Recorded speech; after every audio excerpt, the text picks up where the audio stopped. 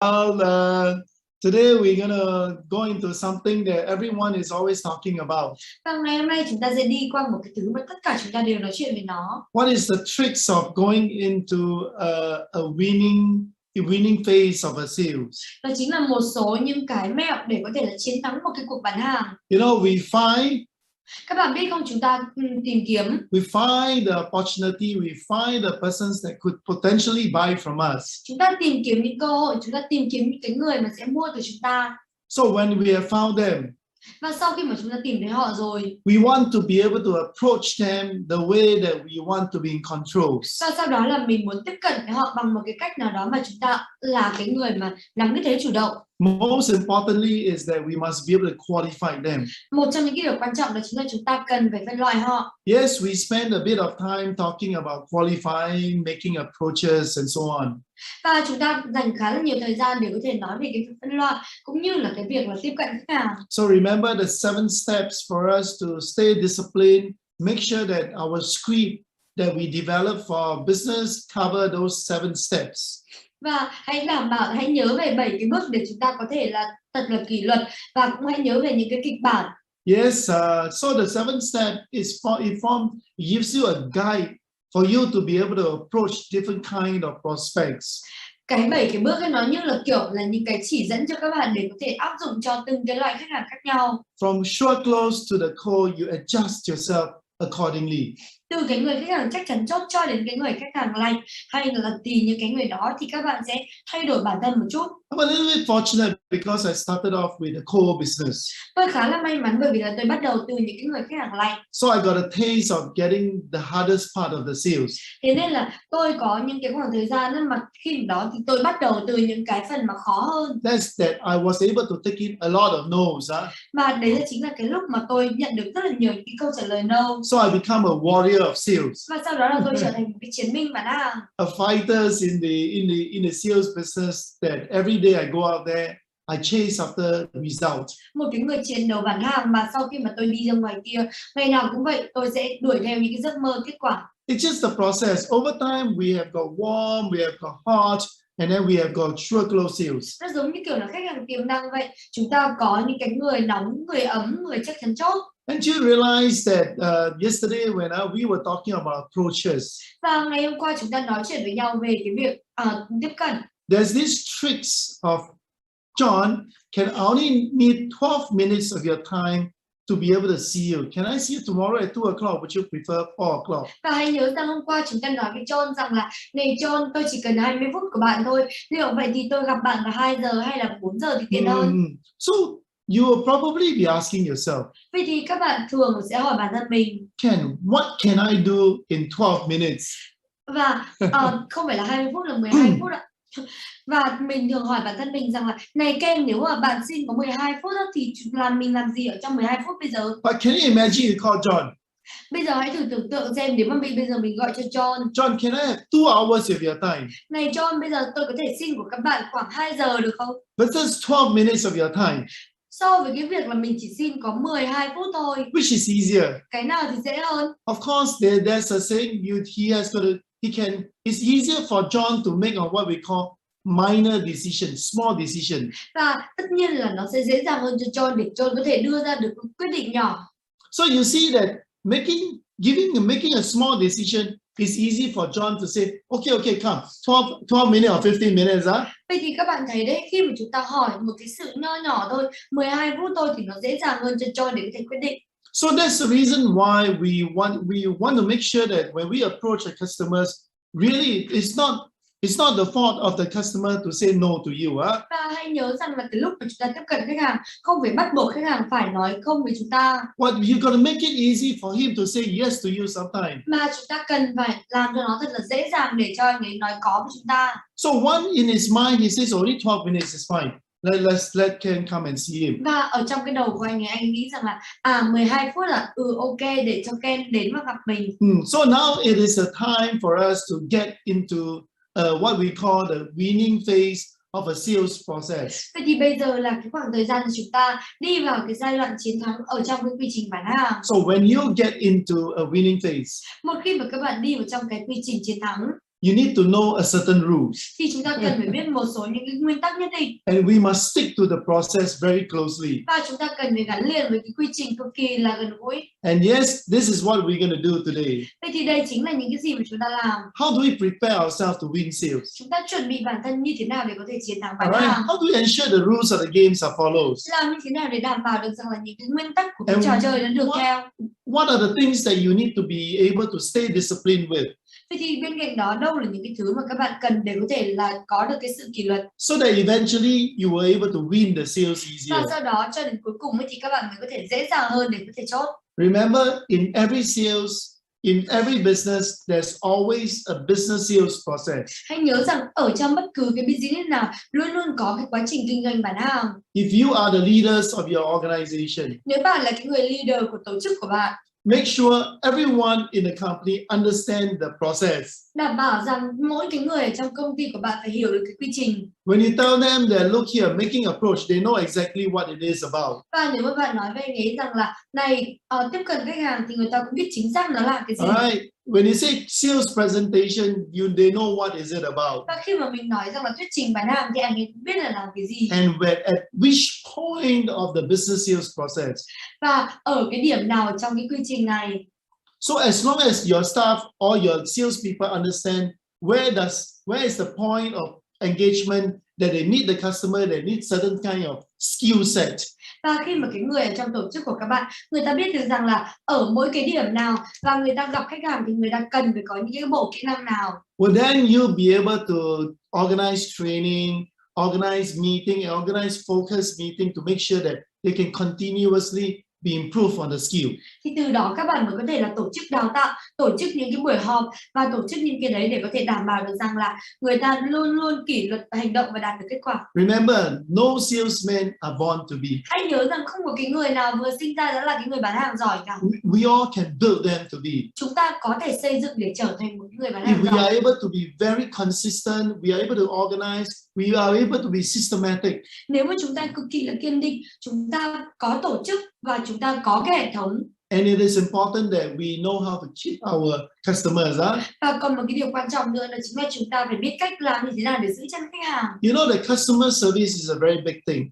Và các bạn có biết không, cái việc mà phục vụ khách hàng là một cái điều gì đó rất là lớn. But you'll be surprised that a lot of companies they just do sales. Nhưng mà bạn có thể ngạc nhiên được rằng nhiều cái công ty người ta chỉ có bán hàng mà thôi. That means that they will always find and they'll win the sales and then they leave the customer alone. Có nghĩa rằng là người ta chỉ có tìm kiếm, sau đó người ta chiến thắng bán hàng, sau đó là người ta kể người khách hàng. So that's the reason why there's this term called a CRM. Đấy là lý do tại sao có một cái cụm từ gọi là CRM. We need to continuously be able to, mine our customers' data. Có nghĩa rằng là chúng ta phải liên tục phải chăm sóc cái khách hàng, cái dữ liệu khách hàng của mình. Alright, so that we can get more business in the future. Thì từ đó chúng ta mới có thể có nhiều business hơn từ đó. So of course today now we are at the winning phase of a sales process. Và tất nhiên là bây giờ chúng ta đang ở trong cái quá trình chiến thắng, ở trong cái quy trình gắn kết khách hàng. Yes, let's get to it. Và hãy cùng đi vào nó. We secure the meeting now. Bây giờ chúng ta đang muốn đảm bảo cái cuộc hẹn rồi. We want to win sales. Chúng ta đảm bảo cuộc hẹn rồi và bây giờ chúng ta muốn chiến thắng bán So hàng. some of you will be asking, hey Ken, now is COVID situation or how? Và một số người trong số các bạn nói với tôi rằng là này Ken, bây giờ là trong cái thời điểm Covid thì làm như thế nào? It seems that the Vietnam government is going to extend the quarantine, the lockdown, right? Và có thể rằng là cái chính phủ Việt Nam người ta sẽ mở rộng cái phần giãn cách xã hội ra. So all the more now we got to be stronger. Vậy thì bây giờ chúng ta càng phải trở nên mạnh mẽ hơn. Ken, how do we close sales during the COVID situation? Này Ken, làm như thế nào để chốt sale trong cái thời Covid như thế này? And this is probably the 4 steps of the winning phase that you may have to start thinking about. Mà vậy thì bây giờ có 4 cái bước ở trong cái quy trình chiến thắng bán hàng mà các bạn cần phải nhìn về nó. Remember, I spoke a lot about the importance of getting down on your writing table. Alright, come out with your project 100. Mà tôi cứ liên tục nhắc nhở các bạn rằng là ngồi vào bàn và viết ra cái dự án 100 đi. Alright, qualify them. Sau đó là phân loại họ. Yesterday we talked about closing, approaching and making them going into a winning phase of your sales process. Huh? Và ngày hôm qua chúng ta cũng học về cái cách tiếp cận khách hàng và sau đó là chúng ta đưa họ đến một cái giai đoạn gọi là giai đoạn chiến thắng. So let's discuss the offline and the online way of doing it. Vậy thì bây giờ hãy cùng thảo luận về những cái cách offline hay là online để có thể làm được cái điều này. Of course, it's literally impossible to actually work on cold call now, right? Và thực sự ấy, là bây giờ nếu nó khá là khó để có thể là hoạt động ở trong cái lĩnh vực gọi lành. Right? I mean, you're gonna make cold call. There's gonna be a lot no. Nếu mà bây giờ các bạn gọi lành ấy, chắc chắn là sẽ nhận được nhiều câu trả lời no từ khách hàng. And sometimes some of your product may be very difficult to be sold on the phone. Và bên cạnh đó một số cái sản phẩm của bạn rất là khó để có thể là bán online, bán qua điện thoại. So one of the most important thing is that if you have your project 100, if you have qualified your leads, the next thing is to ask yourself, is your product easy enough for you to sell over the phone? Vậy thì sau khi mà bạn đã làm dự án 100, sau khi mà bạn đã phân loại khách hàng rồi thì bây giờ là cái lúc hỏi bản thân mình rằng là liệu là cái sản phẩm của mình nó có dễ dàng để có thể bán thông qua điện thoại. Or you just want to make a call to them and arouse their interest so that when the time is over, they are there for you. Hay là chúng ta chỉ muốn gọi điện thoại cho họ để có thể khơi gợi hứng thú và sau đó cái thời gian nó qua đi, khi mà chúng ta lại được gặp nhau thì chúng ta sẽ gặp nhau. So let's discuss about this. Thì hãy cùng thảo luận về cái điều này. Remember that in all the winning phase, hãy nhớ rằng ở trong cái quy trình, ở trong cái giai đoạn chiến thắng, there will be two kind of appointments or meeting, we call it. Sẽ có hai cái buổi hẹn gặp. Right? The first meeting is what we call the initial meeting. Cái cuộc hẹn gặp đầu tiên đó chính là cái cuộc hẹn ban đầu. Alright, in this meeting, you can take as short time as possible. Cái cuộc hẹn ban đầu ấy là các bạn chỉ cần một khoảng thời gian ngắn mà thôi. If I ask John for 12 minutes, nếu mà tôi hỏi John là gặp tôi 12 phút, I'm only thinking of the initial meeting. Thì là tôi chỉ có nghĩ đến cái cuộc hẹn ban đầu mà thôi. But if I want to go on to the closing meeting, nhưng mà nếu mà tôi muốn đi đến cái cuộc hẹn chốt sale, I will probably take a longer time. Thì tôi sẽ thường là tốn nhiều thời gian hơn. Because I need time to explain the features, the benefits to the customer slowly. Bởi vì là tôi cần thời gian để tôi có thể là giải thích những cái tính năng, giải thích những cái lợi ích cho khách hàng một cách chậm rãi. Why I call it the closing meeting? Tại sao tôi lại gọi nó là cái cuộc hẹn để chốt sale? Because when I present, I want to close. Bởi vì là khi mà tôi thuyết trình thì tôi muốn chốt. So remember, there are two kinds of meeting. Và hãy nhớ rằng chúng ta có hai cái kiểu cuộc hẹn ở đây. Initial meeting, fast, short and sweet, if we can do it. Cái cuộc hẹn ban đầu ngắn gọn, nhanh chóng và xúc tích nếu chúng ta có thể. The second one is really just to make sure that you present all the things that you need to present with your presentation kits, and then you watch out for the closing signal and close the sale. Và cái tiếp theo đó chính là cuộc hẹn chốt sale, là chúng ta thuyết trình bán hàng, chúng ta thuyết trình những cái gì mà chúng ta cần thuyết trình cùng với những cái công cụ bán hàng của mình. Bên cạnh đó thì để ý những tín hiệu và có thể chốt được sale. So of course when I do cold call, và tất nhiên là khi mà tôi gọi lạnh, maybe to the warm call, có thể là đối với những cái người từ ấm đến lạnh chẳng hạn, I usually approach it with the ideas that I want a short meeting, that's all, so that they can give me the appointments. Thường ấy là tôi muốn sử dụng cái ý tưởng rằng là tôi chỉ muốn gặp một cái buổi hẹn gặp rất là ngắn thôi, sau đó là họ sẽ cho tôi cái cuộc hẹn. But of course, if I'm calling on my sure close leads or the hot list, the chances is that I will have a longer meeting. Và tất nhiên là khi mà tôi gọi điện cho cái người chắc chắn chốt hay là cái người nóng, thì tất nhiên là cái cơ hội là tôi sẽ có được cái cuộc hẹn nó dài hơn. For the sure close, they are very close friends or relatives to me. Cái người chắc chắn chốt nên người ta đã là những cái người mà cực kỳ thân thiết, họ hàng hay là những cái người mà bạn bè. For the hot leads, it's already people that I've seen before, they know me. The chances is that when I call, he will give me time. Đối với những cái người khách hàng nóng thì là những cái người mà tôi đã biết anh ấy trước đây rồi. Khi mà tôi gọi thì anh ấy sẽ cho tôi thời gian. So remember the rules in winning phase is initial meeting and closing meeting. Và hãy nhớ rằng là cái nguyên tắc ở trong cái giai đoạn chiến thắng đó chính là cuộc hẹn ban đầu và cuộc hẹn chốt sale. So when you say that want to close on the spot, và nếu mà các bạn nói rằng các bạn muốn chốt sale ngay lập tức, if I want to close John in one meeting. Nếu mà tôi muốn chốt John ở một cái cuộc hẹn thôi, Technically, I got to combine these two together and do it in one meeting. thì nói một cách máy móc đó chính là tôi phải cộng hai cái cuộc gặp này với nhau và chỉ làm nó ở trong một cuộc mà thôi. So initial meeting. Và vậy thì cái cuộc hẹn là ban đầu. Remember, it's arousing interest and building rapport and trust. Hãy nhớ rằng nó là cái việc mà chúng ta khơi gợi hứng thú và xây dựng cái sự tin There tưởng. are two objectives that we need to achieve in the initial meeting. Sẽ có hai cái mục tiêu mà chúng ta muốn đạt được ở trong cái cuộc hẹn ban đầu. And when we go into closing meeting, Và khi mà chúng ta đi đến cuộc hẹn chốt sale, we need to do two things. thì chúng ta cần phải làm hai thứ. Conducting a presentation. Thực hiện một cái bài thuyết trình bán hàng. Alright, and then after that, you attempt to close. Và sau đó là chúng ta nỗ lực để có thể chốt. That's why I call it the closing meeting. Thì đấy là lý do tại sao mà tôi gọi nó là cái cuộc hẹn để chốt sale. Arousing interest, build rapport and trust, sales presentations and closing attempt. Đầu tiên đó chính là khơi gợi hứng thú, xây dựng lòng tin và mối quan hệ. Sau đó là đến cái bước mà thuyết trình bán hàng và cố gắng nỗ lực chốt.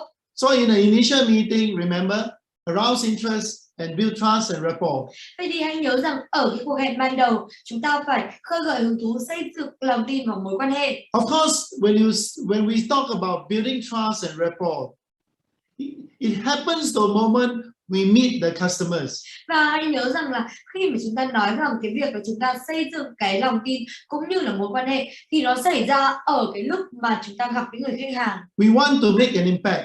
Chúng ta muốn có được một cái sự ảnh hưởng. Remember when you are making an approach now. Và hãy nhớ rằng khi mà các bạn tiếp cận khách hàng, you want to immediately arouse the interest. chúng ta luôn muốn là ngay lập tức để có thể khơi gợi được cái sự hứng thú. Make a positive impression.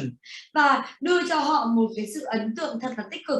So you notice that when you are calling on the phone, Vậy thì hãy tưởng tượng rằng bây giờ mình đang gọi qua điện thoại. you want to quickly arouse the interest and build the rapport quickly over the phone. Chúng ta muốn là nhanh chóng để có thể khơi gợi hứng thú và xây dựng được cái mối quan hệ thông qua điện thoại. So it's important to prepare your script properly, yeah? Thế nên là cực kỳ quan trọng để có thể là chuẩn bị cái kịch bản của các bạn một cách And thích of đáng. course, when you want to close a sales on the phone, Và tất nhiên là khi mà các bạn muốn chốt sale thông qua điện I thoại. think most of the time you're working on sure close leads and the hot leads only, yeah? Và thường hay hầu hết thời gian là các bạn chỉ có gặp những cái người chắc chắn chốt và những cái người nóng mà thôi. Because these people are more willing to listen to you. Bởi vì đây là những cái người mà người ta sẵn sàng lắng nghe từ chúng ta nhiều hơn. And with this in mind, Và với cái điều đó, the initial meeting, cái cuộc hẹn ban đầu, our objective is this. cái mục tiêu của chúng ta là như thế này. We want to continue to ask questions. Chúng ta muốn liên tục để có thể hỏi câu hỏi. In this meeting, the reason why we want to find more facts about this person is because we want to be sure that we are able to qualify these leads very, very carefully. Vậy thì cái lý do tại sao mà chúng ta muốn tìm kiếm thông tin từ cái người này đó chính là chúng ta muốn chắc chắn rằng là để có thể phân loại cái người này một cách cẩn thận. Example, like the other day, when I do a call, I see the person face to face. I was talking to John about the employee benefits for the companies. Và hãy nhớ rằng là cái buổi hôm đó tôi cũng gặp cái người khách hàng và tôi gặp cái người John đấy và tôi cũng muốn nói với anh ấy về những cái hợp đồng, về những cái lợi ích cho những cái người nhân viên. So for example, I'll talk to John and say, look here, John, I wanted to repeat what we said the other day again.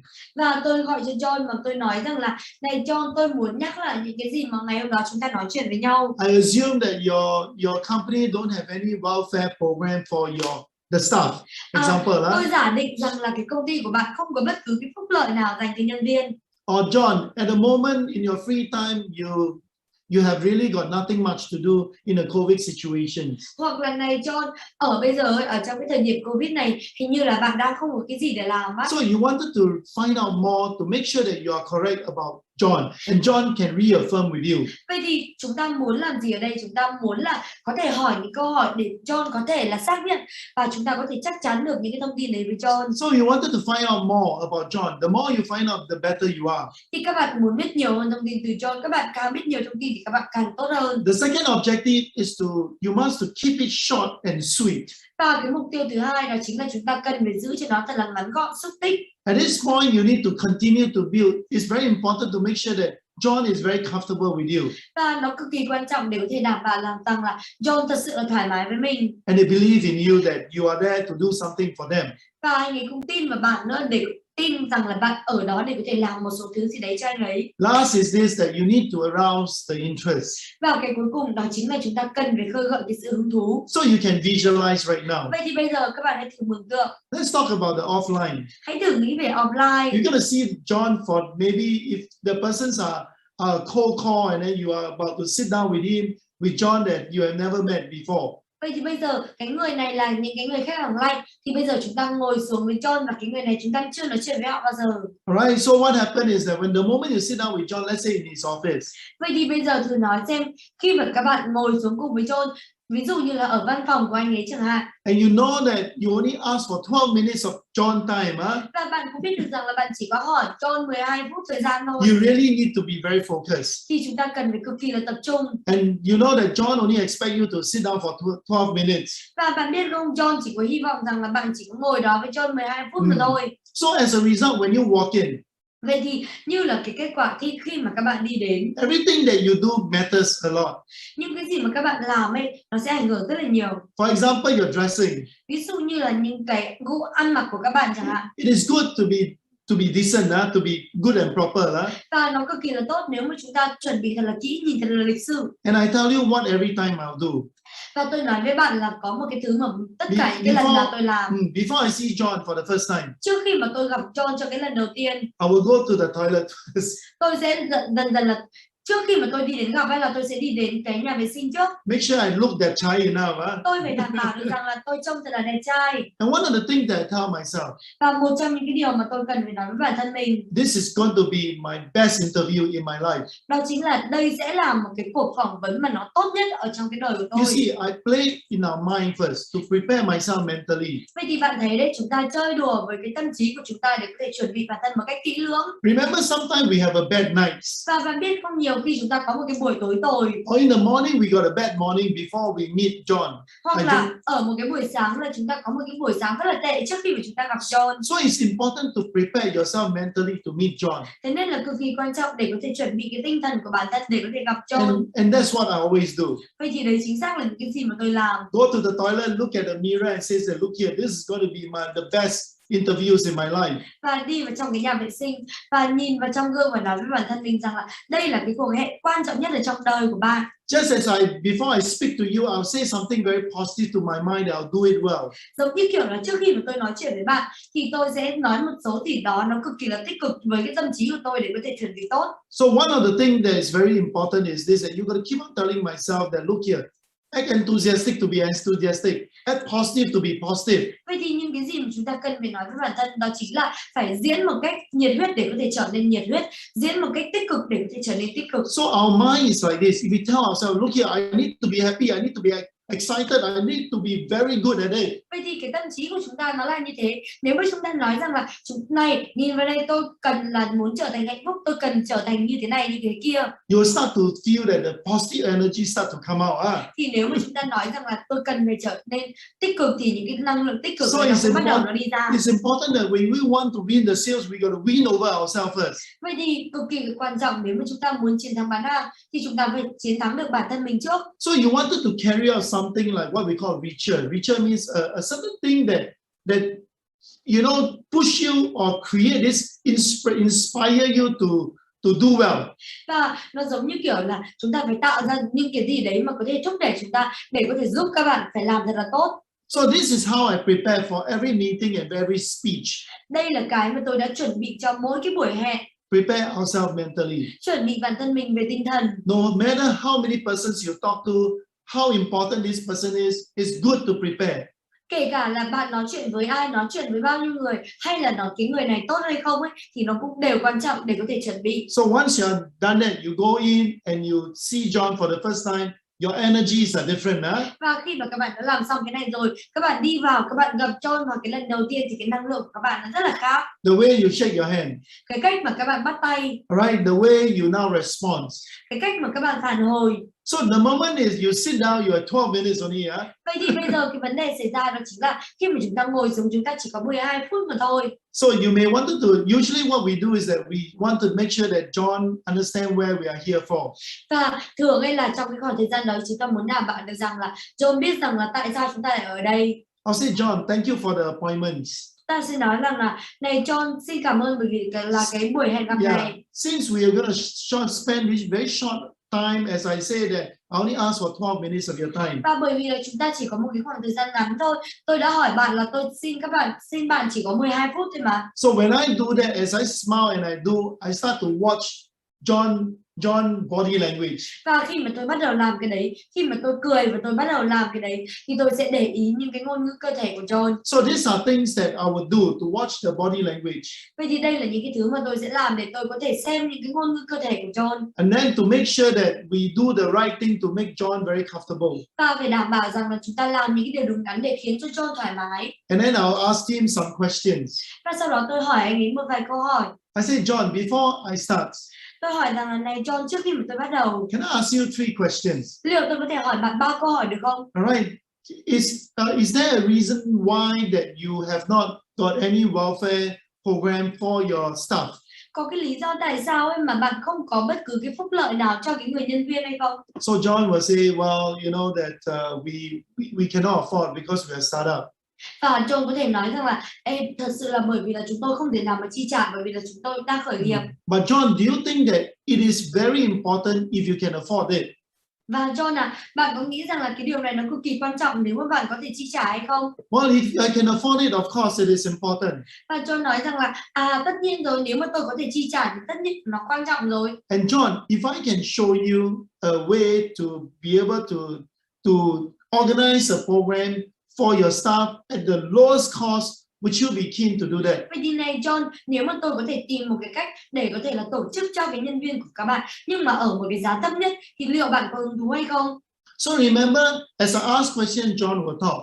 Vậy thì bạn thấy đấy, khi mà tôi hỏi câu hỏi thì John sẽ nói. He say yes and then probably he'll talk more. Anh ấy nói có và dần dần là tất nhiên chúng ta sẽ nói hỏi nhiều hơn nữa. John might be closing her sum. Và bây giờ looking not so interested. Nếu mà bây giờ bạn nhìn vào John mà bạn nhìn thấy rằng là John đang khép tay lại, John đang khoanh tay mà không hứng thú lắm So you got to be careful. Thì các bạn cần phải cẩn thận. Body language is a very big thing to look out for. Nhưng cái ngôn ngữ cơ thể là những cái gì đó cực kỳ lớn, yes. Chúng ta cần phải chú ý. So when you ask John, if I can find a way at the lowest cost to get all your whole staff covered and to make sure that they are very happy, would you be keen?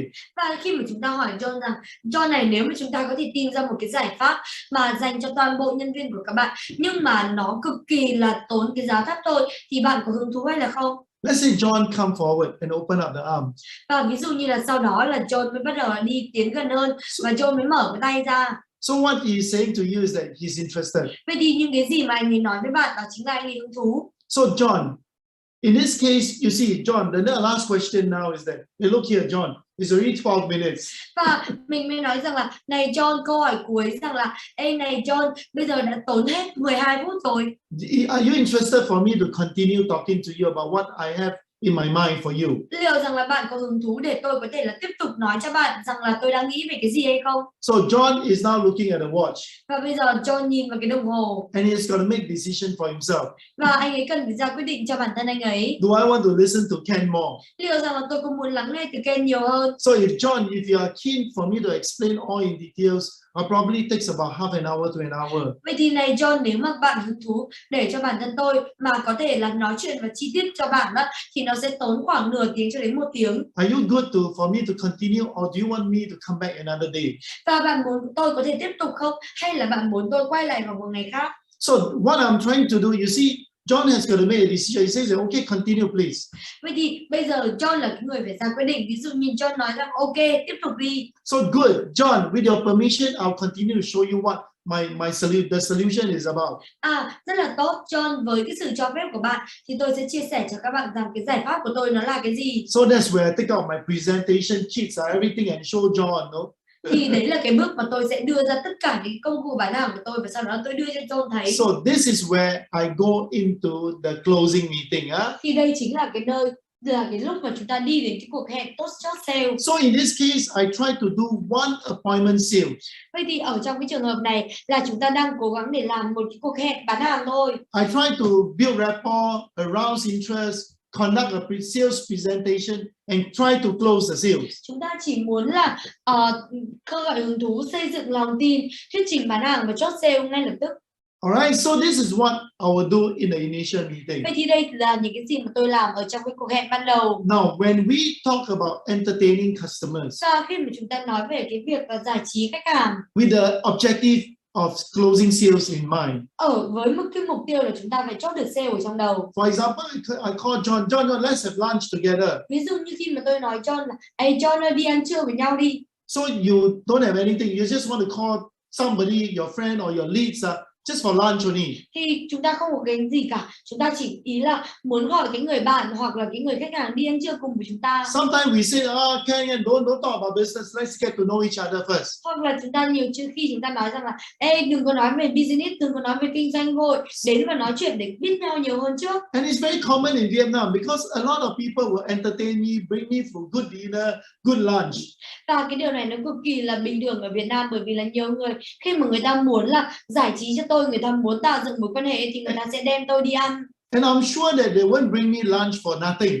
Và tôi đảm bảo với các bạn rằng là không có cái gì mà người ta đưa chúng ta đi ăn mà không có cái mục đích cả. There's a saying that there's no free lunches in the world. Và có một số những cái câu nói rằng là không có cái bữa ăn trưa miễn phí nào trên thế giới. Everybody will do for a reason, right? Tất cả mọi người đều làm vì cái lý do. So what they are trying to do, or what all of us are trying to do when we bring people for lunch, for dinner, is to do what we call initial meeting. Vậy thì những cái gì mà chúng ta cố gắng làm khi mà chúng ta đem họ đi ăn trưa, đem họ đi ăn tối, đó chính là chúng ta muốn làm cuộc hẹn ban đầu. As we drink our beer, Khi mà chúng ta uống bia, we wanted to build rapport, right? chúng ta muốn là xây dựng được cái mối quan hệ. Because in a social lunch meeting or golf and all that sort of thing, we have opportunity to build this rapport. Bởi vì là ở trong những cái buổi mà chơi golf hay là những cái buổi mà đi ăn trưa thì đấy là những cái cơ hội cho chúng ta để có thể xây dựng được những cái mối quan hệ. And the next thing is that we are trying to arouse the person's interest.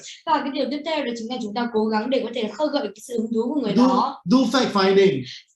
Làm những cái về tìm kiếm thông tin. So that after the golf or after the lunch, I say that look at John. Wow, I'm surprised that you're quite interested in something that I was doing now. Và sau khi mà chúng ta đi ăn trưa, sau khi mà chúng ta chơi golf với nhau thì chúng ta mới nói rằng là, ê tôi thực sự là ngạc nhiên mà nếu mà bạn hứng thú với những cái gì mà tôi nói. Maybe tomorrow I'll just call you up and see whether we can find time to get together and I show you what actually I'm doing. Liệu rằng là ngày mai chúng ta lại có một cái buổi hẹn khác ngắn thôi và tôi sẽ chia sẻ cho các bạn là nó là cái gì, tôi sẽ chia sẻ cho bạn nó là cái gì. So in business entertainment, vậy thì ở trong cái việc mà chúng ta giải trí, chúng ta tạo dựng mối quan hệ ở trong kinh doanh, we always wanted to achieve two objectives. Chúng ta chỉ có muốn đạt được hai thứ mà thôi. Alright, arouse interest and make sure that you build the trust and rapport.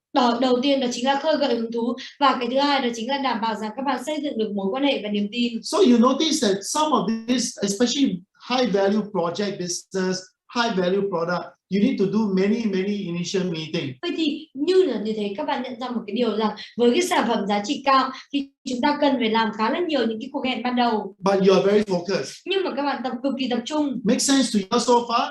Thì cho đến thời điểm hiện tại nó có hợp lý với các bạn hay không? If you are good, give me a 1. If you are not very sure, give me a 2. If you don't understand anything, give me a 3, please. At least I know how I'm doing. Nếu mà các bạn tốt thì cho tôi số 1, còn nếu mà bình thường cho tôi số 2, còn nếu mà các bạn không có biết gì thì cho tôi số 3. Help me to comment, please. Ít nhất là tôi cũng biết được rằng là chúng ta đang ở đâu. Thank you very much.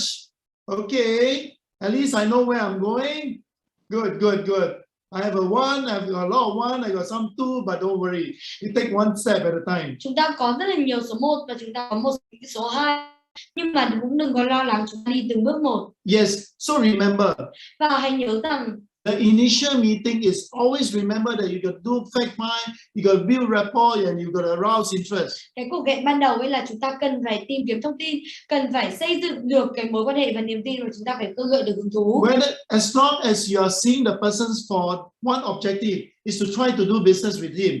Vậy thì miễn là các bạn muốn gặp cái người này có với một cái mục tiêu, đó chính là muốn làm kinh doanh với anh ấy. You can meet him in anywhere you want, right? Thì bạn có thể là gặp anh ấy ở bất cứ đâu mà bạn muốn. Or I just gave you an official meeting with John that I was in a meeting. He only give me 12 minutes of his time. Hoặc là tôi chỉ muốn là gặp John ở trên cái office ấy, một cái buổi cụ thể, một cái buổi được cho phép và anh ấy chỉ cho phép tôi 12 phút thôi. You could use the same idea with the friends that you get them to, before you do business with them, you get them to drink coffee and have lunch. Thì chúng ta có thể sử dụng một số những cái chiến lược rằng là nếu mà chúng ta muốn làm kinh doanh với cái người này thì chúng ta đem họ đi ăn trưa, đem họ đi ăn tối và đem họ đi uống bia với nhau nữa. What you are trying to do is to conduct an initial meeting. Vậy thì những cái gì mà các bạn cố gắng làm đó chính là các bạn làm cái cuộc hẹn ban đầu.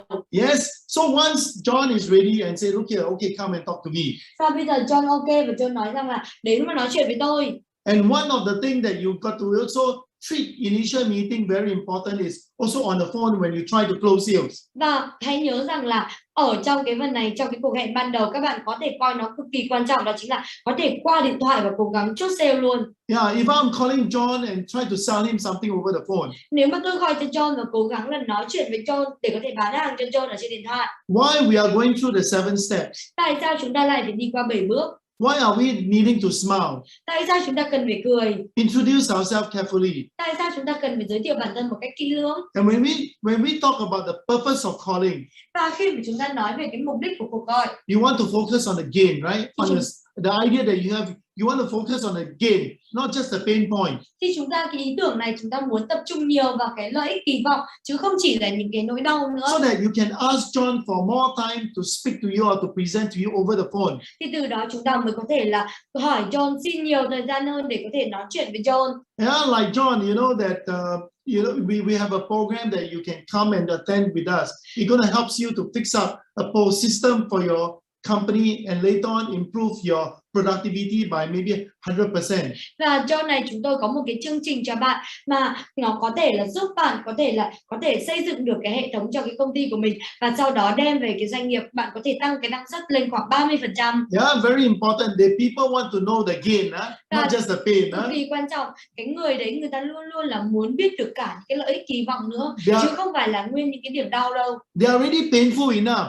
Người ta đã đủ đau rồi. In a situation like this, ở trong cái tình huống như thế này, they want to hear some gain. How do you help me? Người ta muốn nghe một số những cái lợi ích mà bạn giúp họ như thế nào. So once they are ready, go on to what we call the presentation, which is what we call the closing meeting. Và một khi mà người ta sẵn sàng thì chúng ta đi đến một cái bài thuyết trình bán hàng, là nơi mà chúng ta gọi là cái cuộc hẹn để chốt sale. So once you enter into the closing meeting, và khi mà chúng ta đi vào cái cuộc hẹn chốt sale, there are now two objectives. Bây giờ chúng ta sẽ có hai mục tiêu. Conduct a presentation. Đó chính là thuyết trình bán hàng. And try to close sales. Và cố gắng để chốt sale. Remember, it comes in one. Và hãy nhớ rằng là nó luôn luôn đi cùng với nhau. Alright, so when we talk about presentation, normally you need to achieve 3 objectives. Thường khi mà chúng ta nói về thuyết trình bán hàng thì chúng ta cần phải đạt được 3 cái mục tiêu. To share with them the features of the solution. Để có thể chia sẻ cho họ về cái đặc tính của cái sản phẩm. Advantage. What is the difference between you versus the rest of the world? Bên cạnh đó thì cái lợi thế ở đây, đâu là cái điểm khác biệt của bạn so với những cái người ở ngoài kia? How is it going to benefit John? Và bên cạnh đó nó đem lại lợi ích cho John như thế nào? Alright, so FAB is a very simple guideline for you to think about every time you design a presentation. Vậy thì FAB là một cái sự hướng dẫn cho bạn khi mà bạn thuyết trình một cái bài thuyết trình bán hàng. Yeah, and of course the next one is what we call the closing techniques. Và tất nhiên là cái tiếp theo là cái mà chúng ta gọi là những cái kỹ thuật để chốt sale. As you be able to talk to John and present to John. Miễn là các bạn có nói chuyện với John và thuyết trình trước John. Alright, you need to be able to make sure that John follows you closely. Và chúng ta phải đảm bảo được rằng là John phải follow chúng ta một cách thật là chặt chẽ. And you always look out for buying signal. Và chúng ta luôn luôn tìm kiếm những cái tín hiệu mua hàng. And normally at this time you want to learn a few tricks to be able to apply it and close the sales. Và thường ấy là ở trong cái này các bạn có thể là học một số những cái mẹo để có thể là áp dụng nó và chốt sale. And usually at this time you wanted to be also asking yourself, which profile should I engage myself in? Ở trong cái này thì các bạn cũng muốn tự hỏi bản thân mình nữa, đó chính là đâu là cái hình mẫu mà các bạn muốn biến trở thành. But remember at the closing stage. Và hãy nhớ rằng là ở trong cái giai đoạn chiến thắng. Normally we wanted to focus on transactional profile. Ở trong cái giai đoạn chốt sale ấy là thường là chúng ta sẽ muốn tập trung vào những cái hình mẫu theo kiểu giao dịch hơn. Usually you need to be a hunter, painter, or actor, right? Thường ấy là các bạn sẽ cần phải trở thành những cái người thợ săn, họa sĩ và diễn viên. So that our approach and our mindset is focusing on I need to close sales. Thì như thế cái cách tiếp cận của chúng ta và cái tư duy của chúng ta nó phải nói rằng là tôi cần phải chốt sale. And if you are going to be like the consultative like counselor, you never got to close sales. Hoặc là các bạn ở một số những cái hình mẫu tư vấn như là hình mẫu nhà tư vấn, các bạn không thể nào mà chốt được sale. Similarly, architects and farmers. Giống như kiểu là kể cả là cái người kiến trúc sư hay là nông dân. So your mind, the way you wanted to present, you need to start asking yourself, I need to be a hunter now. I need to close the sales and ask for the sales. Cái tâm trí của các bạn đó là các bạn cần phải chuẩn bị tinh thần cho mình rằng là bây giờ tôi cần phải chốt sale, tôi cần phải có được cái đơn này. And you must be able to go in and ask for the sales. Và chúng ta cần phải đi vô và chúng ta hỏi để chốt sale. If you don't do it, you're going to lose all the effort that you do in doing presentation. Nếu mà các bạn không làm nó thì các bạn đã mất tất cả những cái nỗ lực của mình khi mà chúng ta thuyết trình bán hàng. Right? So I still remember that many times when I do a presentation. Và tôi vẫn nhớ rằng mỗi cái lần khi mà tôi thuyết trình bán hàng. And I'll design the presentation kits. Và tôi sẽ đưa ra một cái bộ công cụ thuyết trình. It will be designed in many different ways, but the principle is the same. Nó được thiết kế bằng rất là nhiều cách khác nhau nhưng mà cái nguyên tắc là chung. I will make sure that as I speak to him, tôi đảm bảo rằng là khi mà tôi nói chuyện với anh ấy, I show the features of my product. tôi đưa cho anh ấy xem cái tính năng của sản phẩm của tôi. How is it every time the features will solve his problem?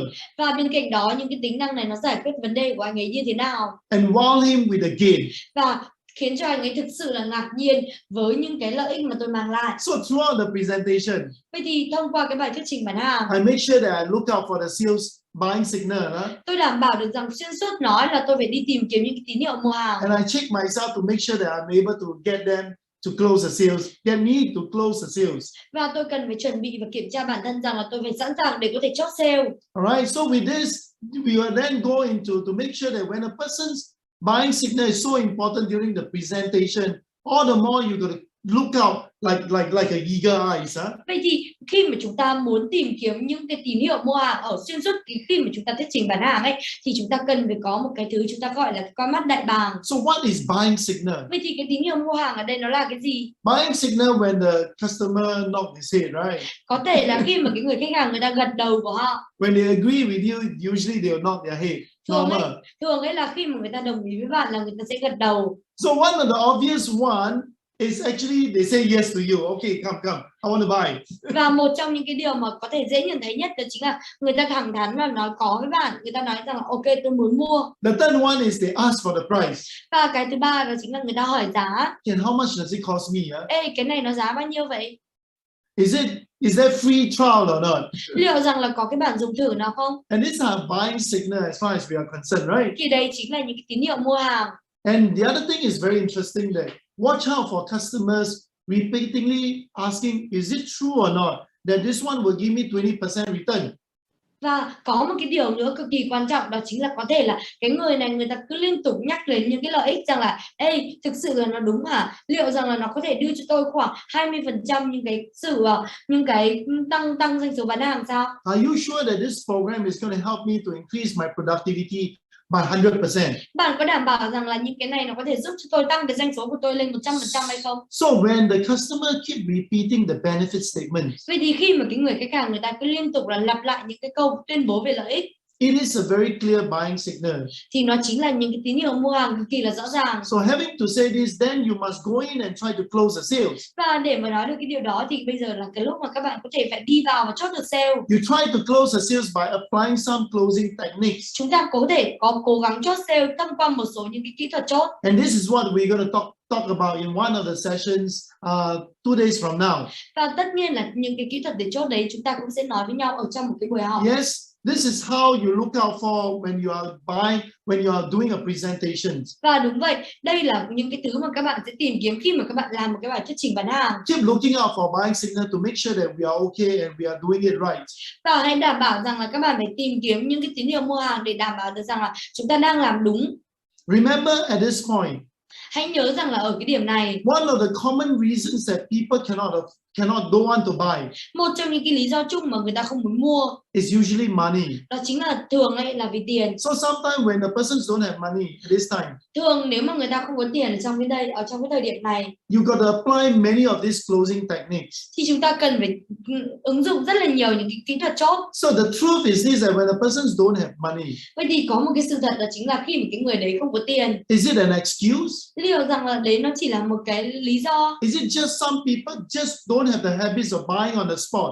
Hay là chỉ là một số những cái người này, người ta không có cái thói quen người ta mua hàng ngay lập tức. Alright, so these are the common reasons behind why people don't want and give the excuse that I cannot. I think I don't have money now, for example. Vậy thì chúng ta cần phải hiểu được cái lý do thực sự ở đằng sau khi mà cái người đấy người ta nói rằng là ê, tôi không có thể nào đủ tiền để chi trả. It's just like many of us when we see something and we want to buy something. Giống như kiểu là nhiều người trong số chúng ta nhìn thấy cái gì mà chúng ta muốn mua. And when we are about to buy, khi mà chúng ta muốn mua, we always look at the price and try to bargain, try to bring down the price and try to talk to the seller to reduce the price. Và như khi mà chúng ta muốn mua rồi thì chúng ta cố gắng để có thể là nói chuyện với cái người bán hàng và chúng ta cố gắng trả giá. Or negotiate with the seller, right? Hoặc là chúng ta muốn đàm phán với cái người bán. You complain too expensive. Mình lại phản nàn là ê sao mà đắt thế? But actually, sometimes this is a sign that they want to buy already, you know? Nhưng mà thực sự ấy, nhiều khi đây chính là những cái tín hiệu rằng là người ta muốn mua rồi đó. Because they try to bargain with you with the price. Bởi vì là người ta đang cố gắng để có thể trả giá với bạn. And this is a buying signal. Thì đây chính là cái tín hiệu mua hàng. You see, we are buyers of many products ourselves. Và bạn biết được rằng là chúng ta mua rất là nhiều những cái sản phẩm. And sometimes we look at ourselves. Why, when we were asking a price, while asking for price, normally is the time where we actually are quite interested in it. Vậy thì chúng ta thử hỏi bản thân mình xem, khi mà chúng ta hỏi về cái giá ấy, thì thường hay là chúng ta đã hứng thú với nó rồi đó. So as a seller, we need to be able to look out for this sort of things. Vậy thì là một cái người bán hàng thì chúng ta cần phải tìm kiếm những cái tín hiệu như thế này. And the next thing is that there'll be a lot of techniques that you can do to close the sale. Và có cái điều tiếp theo đó chính là rất là nhiều những cái kỹ thuật để các bạn có thể áp dụng để có thể chốt. So on the online, when you are making calls, tất nhiên là khi mà đi lên online, khi mà các bạn gọi điện, you know that it's not easy to present what we call the FAB, yeah? Nó không có nó là cái gì mà chúng ta cần phải thuyết trình cái FAB. So it is important that you know that if you can only close sales on the phone call, it's likely that people you already know well. Vậy thì chúng ta phải biết được rằng là nếu mà chúng ta muốn chốt sale thông qua điện thoại thì chắc chắn những cái người đấy là những cái người mà chúng ta cần phải biết rõ rồi. And it is even more important that you got to believe in whatever we do, even more when you are trying to close on the phone. Và bên cạnh đó các bạn phải thực sự là tin tưởng vào những cái gì mà mình làm khi mà mình cố gắng bán qua điện thoại. Alright, so this is so important that when you do that, you need to be able to, especially on the phone. I don't think it's easy to close sales on the phone. Và thực sự nếu mà các bạn muốn làm cái điều này thì các bạn cần phải cẩn thận, và đặc biệt là ở trên điện thoại. Tôi không nghĩ là nó dễ khi mà chúng ta muốn chốt ở trên điện thoại đâu. But if you do, nhưng mà nếu mà bạn you làm, probably got to use more closing techniques. thì chắc chắn rằng bạn sẽ cần phải sử dụng nhiều những kỹ thuật chốt hơn. You can get them to go for a trial, to a preview, or to you know to prepare them for your future sales. Có thể rằng là mình có thể là cho họ cái bản dùng thử, cho họ một số những cái review, nhưng tất cả những cái đấy để có thể là chuẩn bị bản thân họ để khi mà chúng ta có cơ hội thì chúng ta sẽ tiếp cận hơn. So in this period of COVID, vậy thì ở trong cái thời điểm Covid như thế này, it is even more important for us to be prepared. Nó càng quan trọng hơn cho chúng ta để có thể chuẩn bị. If you are trying to do a presentation and try to close sale, nếu mà các bạn cố gắng để có thể thuyết trình bán hàng và chốt sale, and you must be able to verbalize, meaning that you must be able to speak over the phone to make sure that you are able to catch them. Và hãy nhớ rằng là nếu mà chúng ta muốn gọi điện qua điện thoại thì chúng ta không thể nào mà sử dụng những cái phi ngôn từ được. On the pain point and the gains. Chúng ta cần phải sử dụng những cái ngôn ngữ để có thể là chạm vào những cái điểm đau cũng như là những cái kỳ vọng của họ. And get them to make minor decisions. Để có thể là đưa cho họ, để họ ra được một số những quyết định nho nhỏ. And that's what you should do. Thì đấy là những cái gì mà các bạn nên làm. And with this, I wanted to end to this morning sessions with a Q&A. Và với cái điều đó thì tôi muốn kết thúc cái buổi ngày hôm nay với những cái phần hỏi đáp. And I'm sure that some of you have a lot of questions to ask. Some question to ask. Và tôi cũng biết được rằng nhiều người trong số các bạn có câu hỏi để hỏi nữa.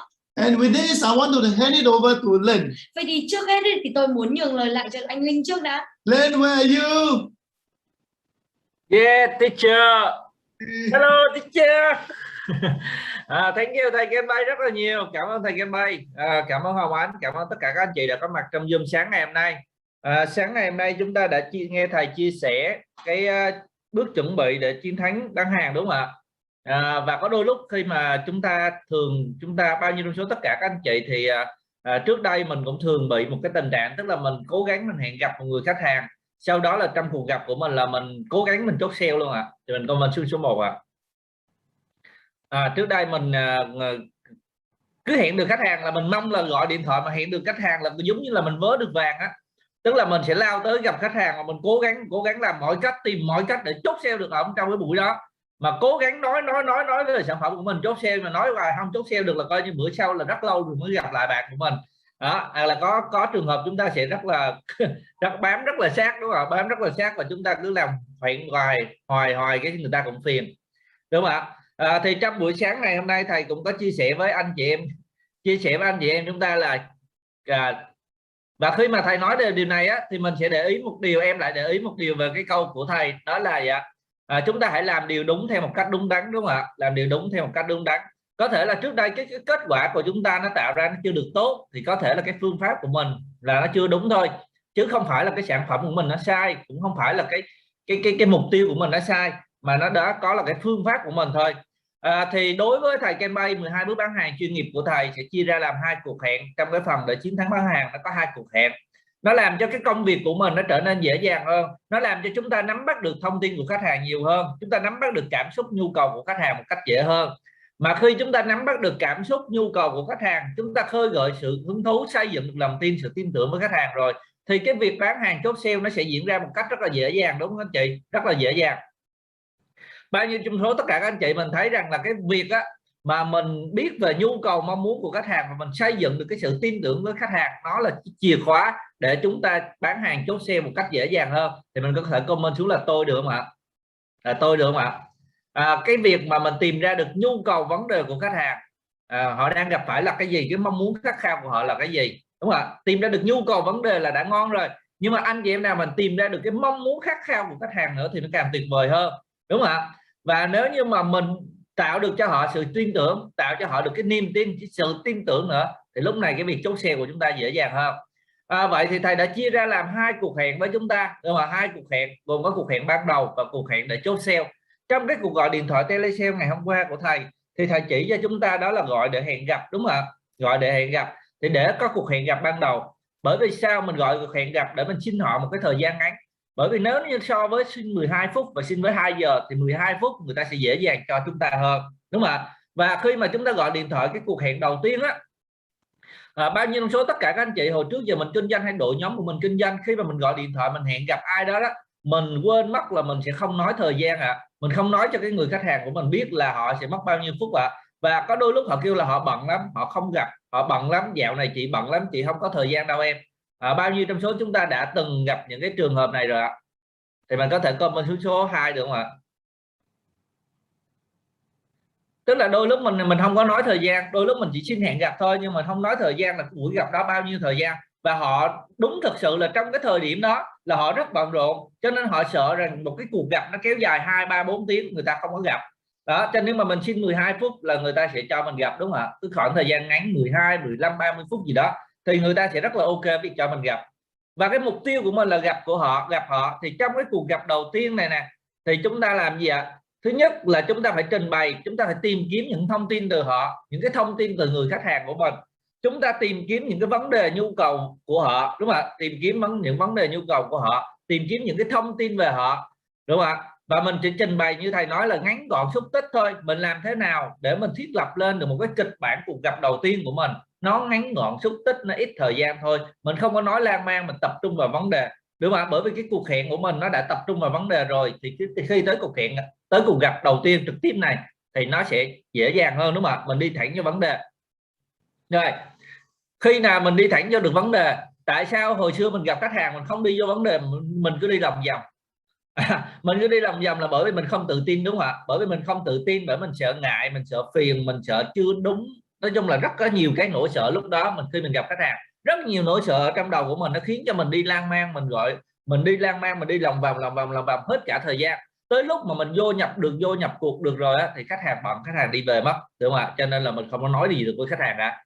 Thì cái này để mà mình có thể tập trung ngắn gọn xúc tích thì mình phải là có sự tự tin, mình phải có cái tâm thức là mình bán hàng cho họ, là mình trao giá trị cho họ. Họ nhận được thông tin này của tôi thì đó là một cái điều may mắn cho anh. Còn nếu như không nhận được thông tin, không nhận cái thông tin này từ tôi thì đó là mất mát của bạn chứ không phải là mất mát của tôi, đúng không? Nó phải thiết lập được cái tư duy đó như hôm qua thầy đã chia sẻ với chúng ta, thì chúng ta mới có được cái sự tự tin để chúng ta trực tiếp vào khách hàng, trực tiếp vào vấn đề, ngắn gọn xúc tích, xây dựng những mối quan hệ niềm tin với khách hàng bằng cái sự quan tâm, đúng không ạ? Bằng cái sự quan tâm đối với khách hàng. Thì quan tâm ở đây nó không phải là ngôn từ, quan tâm ở đây không phải là những cái câu hỏi ngôn từ không, mà nó cần phải được thể hiện, biểu lộ qua cái ngôn ngữ hình thể của các anh chị. Nó cần phải biểu hiện qua cái ngữ điệu của chúng ta. Chúng ta phải thực sự quan tâm, chúng ta phải thực sự chân thành với họ, đúng không ạ? Thì đó mới gọi là cái sự quan tâm, đúng không ạ? Bởi vì có rất nhiều bạn kinh doanh ngoài kia, bạn nói rằng em cũng hỏi như vậy, cũng hỏi như vậy, nhưng người ta không trả lời. Bởi vì sao ạ? Ngôn từ nó chỉ có 7% thôi, đúng không ạ? Ngôn từ nó chỉ có 7% thôi. Cái ngữ điệu cơ thể, cái ngữ điệu giọng nói của bạn, cái ngôn ngữ cơ thể của các bạn, nó đã tố cáo lên là bạn không có chân thành rồi. Cho nên khách hàng họ nhìn thấy điều đó, họ bắt thấy những cái cảm xúc đó là họ đã không mua hàng rồi, họ không thèm lắng nghe nữa luôn, đúng không? Họ kêu mình là chỉ quan tâm cho vui thôi, thảo mai thôi, đúng không? Rồi, đó là những cái điều mà mình cần làm ở trong bước cuộc hẹn đầu tiên, được không ạ? Cuộc hẹn đầu tiên. Thì trong cái cuộc hẹn đầu tiên này chúng ta cần chú ý những cái kỹ thuật, ví dụ như là kỹ thuật rapport, tức là kỹ thuật để đồng cảm, đồng hành với người khách hàng của mình về ngôn ngữ hình thể, về cái sự đồng hành về ngôn ngữ hình thể. Ví dụ như là họ như thế nào thì mình như thế đó, họ cái phong cách họ như thế nào thì mình cũng phong cách giống như họ, đúng không ạ? Cho nên trước cái cuộc gặp đầu tiên thì nó có chuẩn bị cuộc hẹn đó ạ.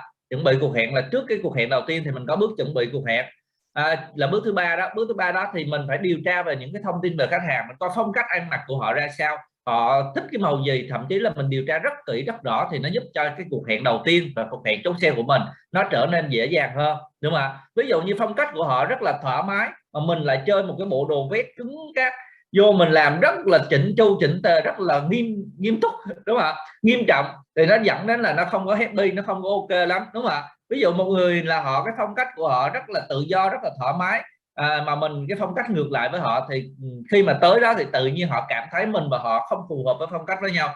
Thì về phong cách ăn mặc trang phục thôi là họ đã từ chối mình rồi, trong não bộ của họ, họ đã từ chối mình rồi, họ đã đóng não lại với mình rồi, bởi vì họ thấy họ với mình nó không cùng phong cách với nhau, không cùng phong cách sống với nhau, không cùng style với nhau, đúng không ạ? Cho nên mình cần có những điều này. Thậm chí là có những anh chị em họ rất là tinh tế trong việc bán hàng, trong việc cuộc gặp, họ tới trước thì họ không gọi nước mà họ để cho cái người khách hàng của mình tới, xong người khách hàng mình gọi nước, xong họ gọi cái thức uống giống như người khách hàng của mình, đúng không ạ? Đó có thể là một trong những cái điều rất là nhỏ, rất là đơn giản, rất là cơ bản, nhưng nó sẽ làm cho cái người khách hàng của mình cảm thấy sự thân thuộc, họ làm cho người khách hàng mình họ cảm thấy họ với mình có một cái điểm gì đó chung, một cái điểm gì đó tương đồng, và cái điểm tương đồng chính là cái điểm đầu tiên để chúng ta xây dựng những mối quan hệ với nhau, để xây dựng những mối quan hệ tốt hơn với nhau, đúng không ạ?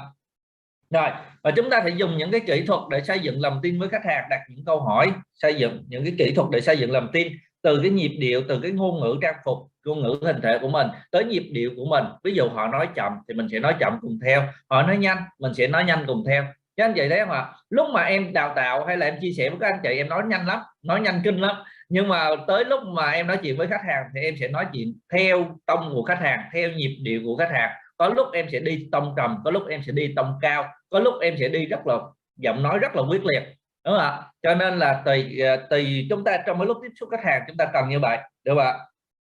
Rồi, để xây dựng mối quan hệ thì đây là một cái thời gian ngắn, thì ở trong cái bước xây dựng cuộc hẹn này nè, chúng ta cần phải chú ý tới cái việc xây dựng mối quan hệ, tạo sự hứng thú với khách hàng, xây dựng lòng tin với khách hàng, đúng không ạ? Tạo sự hứng thú, xây dựng lòng tin với khách hàng thì nó đều từ bước đầu tiên là trong cái cuộc hẹn của chúng ta, thì thường chúng ta sẽ là những người đặt câu hỏi, chúng ta đồng cảm với khách hàng, chúng ta tìm hiểu vấn đề của khách hàng, sau đó chúng ta giúp khách hàng giải quyết vấn đề của họ, đúng không ạ?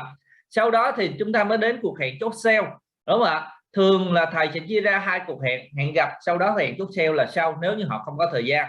Được không ạ? Ở trong cuộc hẹn chốt sale thì chúng ta sẽ trình bày bài thuyết trình của chúng ta, trình bày về những lợi ích, lợi thế, tính năng của sản phẩm của chúng ta, đúng không ạ? Và chúng ta sẽ cho họ thấy được những cái lợi ích, những cái giải pháp có thể giúp họ giải quyết vấn đề của họ, đúng không ạ? Giải quyết những cái vấn đề họ đang gặp phải, thì lúc này họ sẽ mua hàng của chúng ta, đúng không ạ? Rèn luyện những kỹ năng chốt sale 12+1 cách chốt sale của thầy.